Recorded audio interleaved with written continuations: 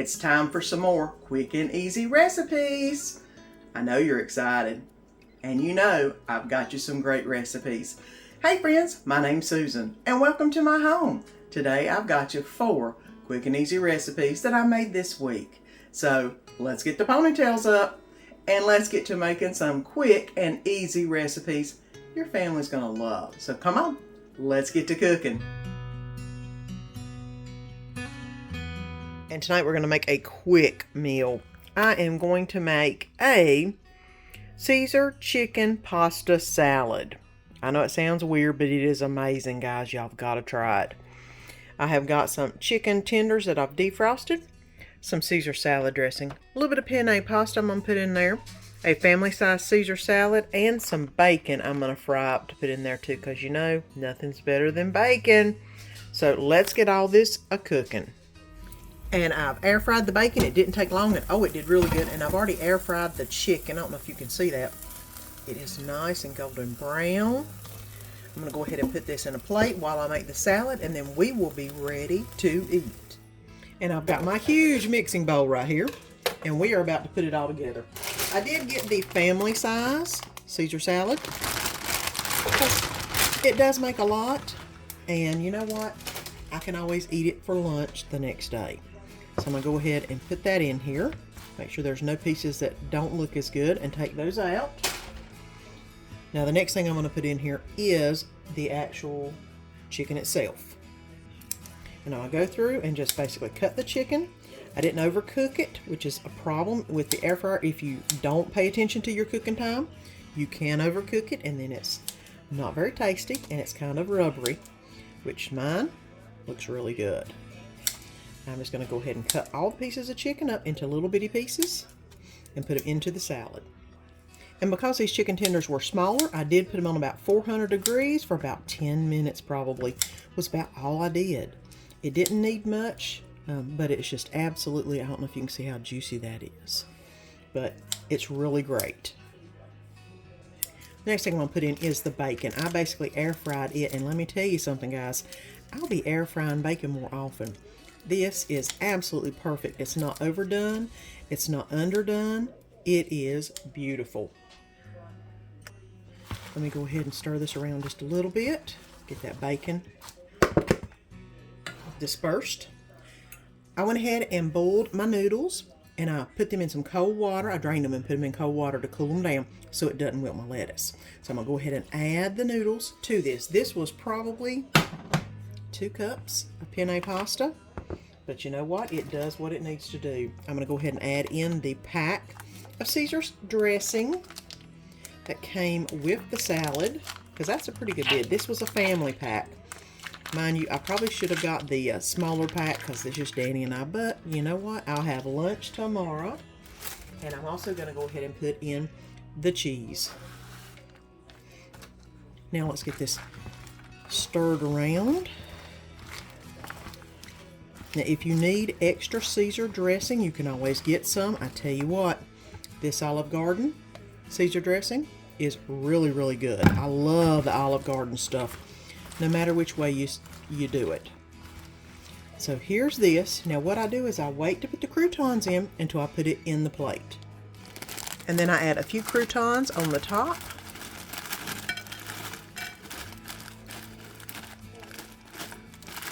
And there you go.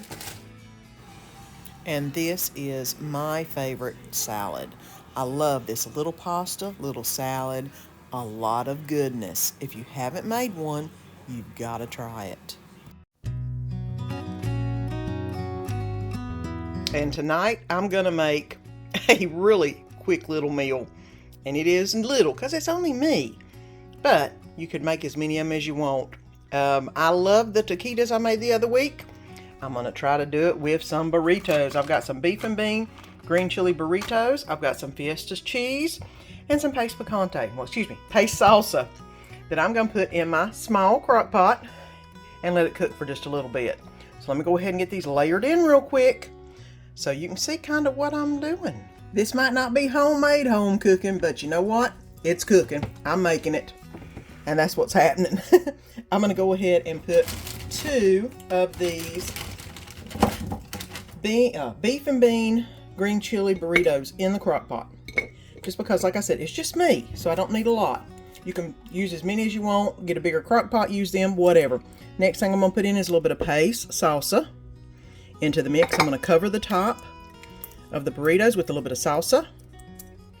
And then the next thing I'm going to do is, guess what?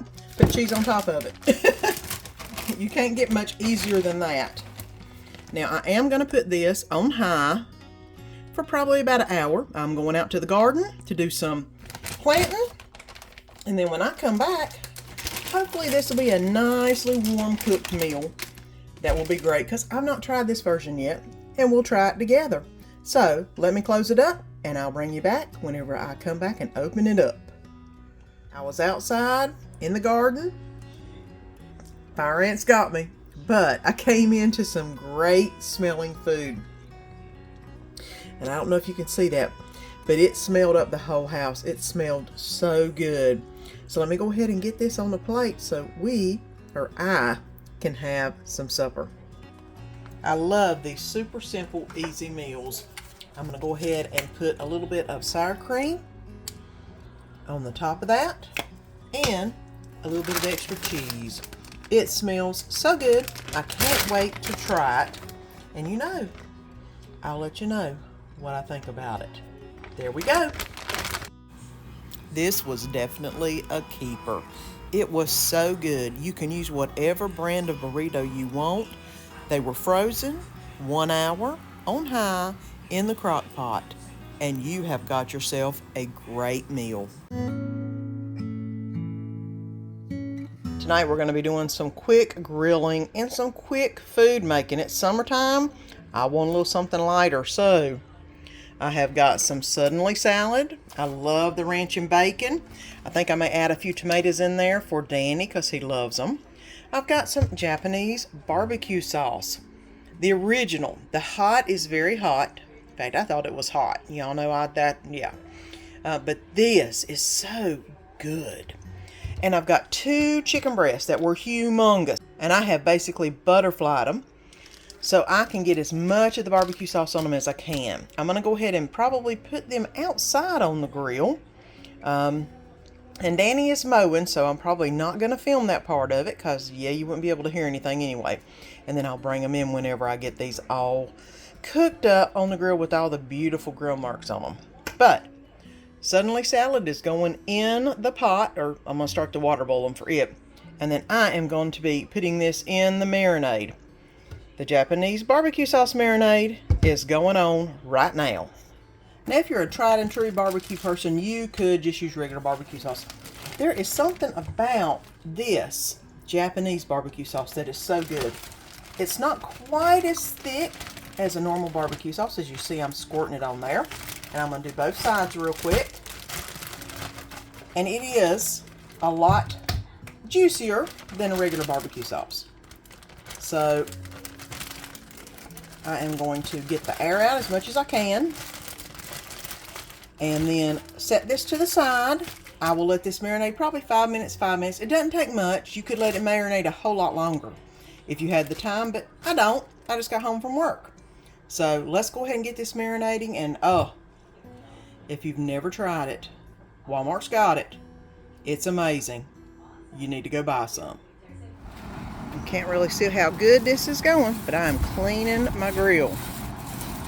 Use part of an onion to clean the grill. That way you don't have all the metal pieces in the brush on the grill. And this is doing a mighty fine job of cleaning the grill and putting some great flavor on the grill. I hope you're enjoying today's video, and if you are, go ahead and press that little subscribe button down below and ring that bell and press all notification. That way you'll be notified each time I put a video up. Now let me tell you, the smell of this chicken on the grill was so good. Look at those grill marks. The onion makes it to where they don't stick. It is so awesome, and it does impart some flavor. Now this is a dry mix in the pasta. I'm going to go ahead and add about half a cup of mayonnaise to the dry mix. That's what it calls for. I think about probably 4 tablespoons will be about right. And I'm going to go ahead and mix this up. That way we'll have something to put on the pasta whenever we get everything plated up. And I'm going to go ahead and add the mayonnaise and mixture for the pasta salad in here. And get this all mixed up. And here we go. We've got our chicken breast that has been grilled with the Japanese barbecue sauce. And we've got some bacon ranch pasta over here to the side. And Danny did ask to have a few tomatoes added to his. So I've got some cut up little bitty tomatoes to add to his noodles, which I don't care for, but you know, he loves his tomatoes.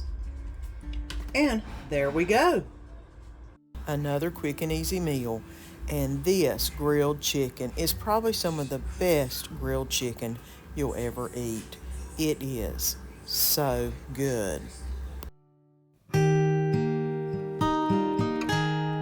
And tonight we're going to make some Tik Tok spaghetti in the frying pan. I decided I was going to change it up because I don't want to start the oven. So I have got a block of cream cheese. I've got my spaghetti, a little bit of traditional spaghetti sauce, some tomatoes, a little garlic salt, and of course my onion keeper. Now I do have my hamburger already browned up in the pan. So I'm going to go ahead and drain this and put this in a plate, or excuse me, and put this in a bowl while I make this Tik Tok spaghetti on the oven. I do have to put my noodles in the pot, but other than that, this should be quick, simple, easy, and not heat up the whole house because the oven's on. So let's get going on the Tik Tok spaghetti on the oven top. And let's go ahead and start putting the Tik Tok spaghetti sauce on. Okay, I am going to add in a block of cream cheese to the pan. The next thing I'm going to put in is the tomatoes. I have basically cut the tomatoes in half. That way they can render a little bit easier while they're in this pan. And I'm going to go ahead and turn that on, not high, about a medium is what I'm doing. I'm going to add a little bit of garlic salt in it because you know garlic salt is always good in anything that is Italian. And I'm also going to add in a little bit of onion. I love onion in this. It just makes it so much sweeter and so much better. And I'm just going to cut it into probably about 2 or 3 slices of onion into the spaghetti. That way they can render down while the tomatoes are rendering down. And like I said, they are so good. It's not going to matter, because they're going to cook down to just about nothing. And I'm just using a pair of scissors, as you can see. I'm going to go ahead and get the onions off the top of that. Make sure I've got everything cut nice and small. And this is going to be covered. I have got it on a low, about a 2. And this just needs to continue to cook, 2 to 4. Continue to cook until the tomatoes have rendered and the cream cheese has softened up really well. I might put just a dab of Italian seasoning on that. Just a little bit, not much. Because I am going to be using some regular tomato sauce too, because it does make it taste really good. But you know what? I love this combination. It makes some of the best spaghetti. I tell you what. And Danny wanted spaghetti tonight, and that's what we are having. So I'm going to go ahead and put the noodles in the water that is boiling, and this is going to render down probably for about 5 to 10 minutes. It ain't going to take it long, because this is what you call a quick meal in a hurry. And I've got the noodles just about done, and this has probably been cooking 10 minutes. Look at this. I don't know if you can see how easy it is to mush these down into nothing, which is the way I love them.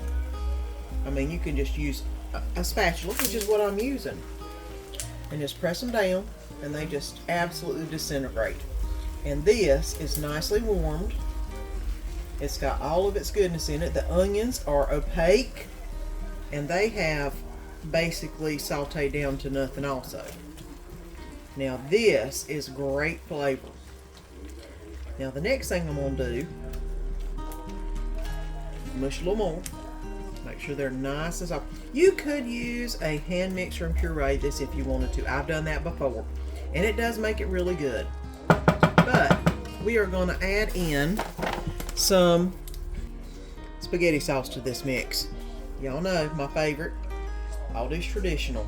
I'm going to start off with about half of it and see what it looks like, because this makes a lot of flavor.